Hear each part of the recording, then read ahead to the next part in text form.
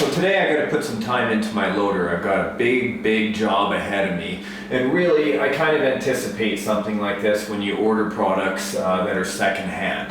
This loader is actually all steel, fabricated by the engineer that sold it to me, and it's about 5 years old. When I got it, it was in okay running shape. It needed a little TLC from being used, and some of the keys which fit into the drive lines have needed to be replaced. I had one snap on me a short time ago, but when I first received this machine, I took the back axle apart because there was some sort of clicking going on. The way this axle has been done is locked axles the whole time. There's no limited slip, nothing like that. Normally a loader like this, being articulated, turning, right, which means it turns in the middle with two hydraulic pistons, would have an open differential and a locking diff at the same time. Not an easy thing to design, especially at scale like this. So what I have here with the lock is just a spool gear and the pinion gear. You can look back in the other videos I have for the 500-pound loader. Yes, it weighs 500 pounds. It can lift 250 pounds, a little bit more than that, but I don't want to push it any further from what the engineers told me. And really, with what's going on inside and with the axle, even though I put it back together with grease, I want to take it apart again and put some diff oil in there. Because with the actual turning and with these wheels turning all at the same speed, if it's on concrete or anything, it's really putting a lot of stress on the driveline. And I've also noticed another problem that I'm going to have to investigate. And really, what that is when this machine is moving forward and backward and I go to stop it, it stops a little bit abruptly, which is fine, right? I can always adjust that in the settings and whatnot. But at the same time, I actually see how much play there is. Now this is on a motor and worm gear, gear reduction. So basically it's a motor right back here that spins the shaft, that spins like a corkscrew drive line, and it has a gearbox inside that puts the power out to the two axles. The problem is, as I notice when it stops suddenly, that this drive shaft down here, because it's quite a long drive shaft, actually has some flex to it. And when I get in there and I get to the front axle where the pinion is, I also notice that it has some slip there. So the grub screw or whatever is supposed to hold it in there isn't holding it there properly anymore. So I'll have to investigate that. I know that mostly I'll be running this on dirt and in the winter in snow. Unfortunately, it's not ready right now, or I'll be out there shoveling. But with the investigation or whatever goes on the insides, I'll do my very best to make sure this machine works as good as the day it was built. Hopefully a little bit better, but I'll shoot for the first one to make it an easier goal. So yeah, I figured I'd film this for you guys. Whatever parts I can film for you, I will. Whatever I want to work on my own just to get it done, I'm going to have to, so I'm sorry, but everybody was saying to me, hey, you should get a driver and put a driver in there, hide the electronics, but unfortunately, there is actually literally no place to hide electronics. You want me to get you in a little closer? You can have a look. These are the new batteries. This way you can get a good up close look. I know I've gone over it in previous videos, especially when I got it. You'll see I've done quite a bit of work to clean up the original wiring that was in there, just to get everything squared away. The only problem is with tying everything and getting them all braided and looking pretty is for days like today when I actually have to rip all this out, pull all this out just to get to the rocker and the axle there so I can disconnect everything. And I'll show you what I mean on the moving. Look at that chain. See how loose it is? So if something's flexing that shouldn't be flexing. That's okay, sorry about the shadow of the camera, there you go. I gotta get in there, tighten it up a little bit, figure out what's going on. I did grease the joints of the drive shaft, and that drive shaft just continues straight through this housing into the actual axle housing and pinion shaft that comes out there. I haven't been into the front one yet. I'll have to have a look. And you know, when you get a new RC, used or new, you always gotta get your hands dirty and learn about your machine, or else you're never able to troubleshoot it when it does have some sort of issue. For those that don't know, these are the solenoids. I didn't know what they were called before, but these are basically the switches for the hydraulic pumps when it's asking for hydraulic fluid to be pushed up and down through the pistons. Pump on the bottom, reservoir down there. This is just a custom bracket that holds all the wiring. Negatives, positives. Over here is the positives.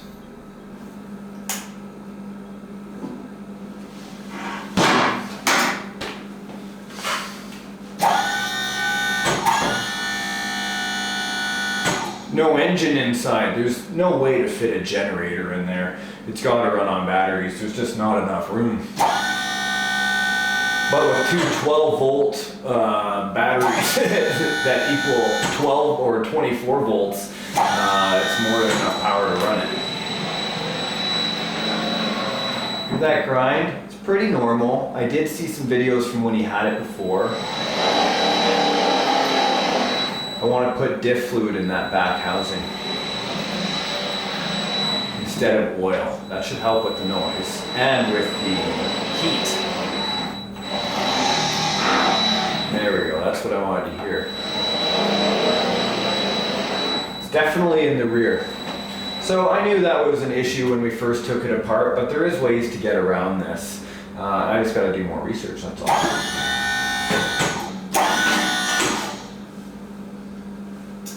Yeah. What I'm thinking about right now is actually how to get underneath that front so I can release that axle and actually see what's going on. I have not dropped that one yet. It's this one I've done. But at the same time, I still need it all to be raised so I can get under and take both axles out. So which one first? Really, let's go after the back one. The one that batteries are in right now. Let's do this one. Let's do the front.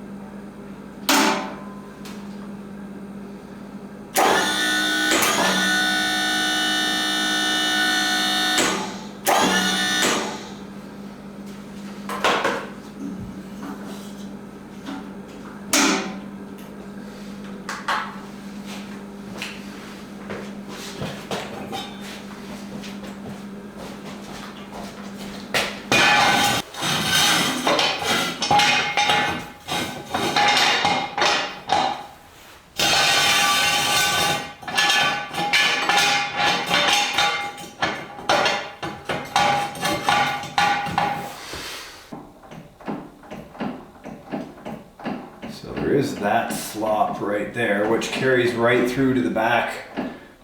But is that normal? That's probably just the space in between the gear teeth. Now I don't want to actually try to roll this forward and back, so next I'm going to open this access panel. I haven't been in here before, but I can see through the back that I'll be able to get to the drive shaft and the pinion shaft through this panel.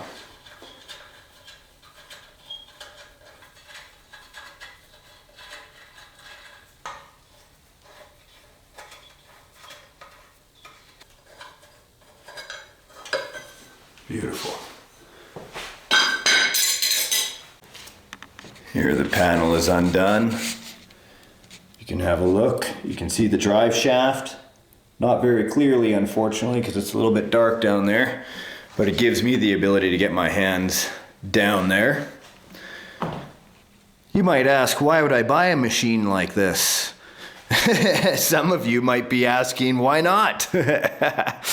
For me, you know, I've been doing RC adventures a long time, and I always look for cool things to, you know, kind of showcase and highlight, show what the humans of the world have been able to get themselves up to. And why not? It's just for fun. This is all part of the hobby for me. This is all why I do the hobby, to learn about things, to have fun with them. Look at the size of that bucket. Just remove the cab so I can start getting access to the motor if I need it. Looks like to remove the drive shaft. It's a fairly long drive shaft, and I don't really feel like it's a collapsible drive shaft. It doesn't have a lot of movement in it. I think this is my first time getting into this part of the vehicle.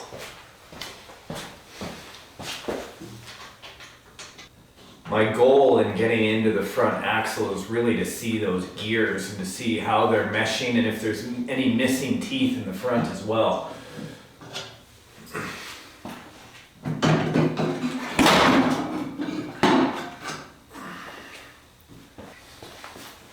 This is the motor and the gearbox assembly that I'm going to remove without removing the back tire. I'd like to get this right out of here so I have access to that drive shaft.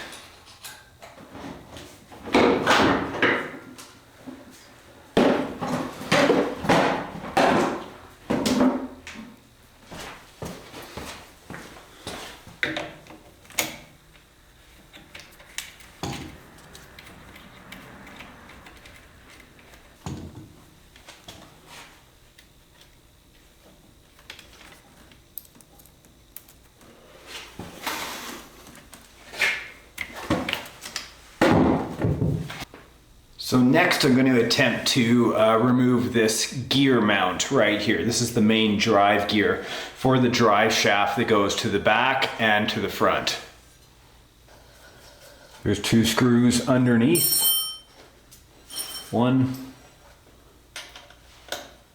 And of course 2. Once I remove both of those screws, I should be able to move this mount. There we go. Now I have access to this gear right here, and you can see everything without that mount is quite sloppy. So I want to make sure to get in there and check exactly what's going on.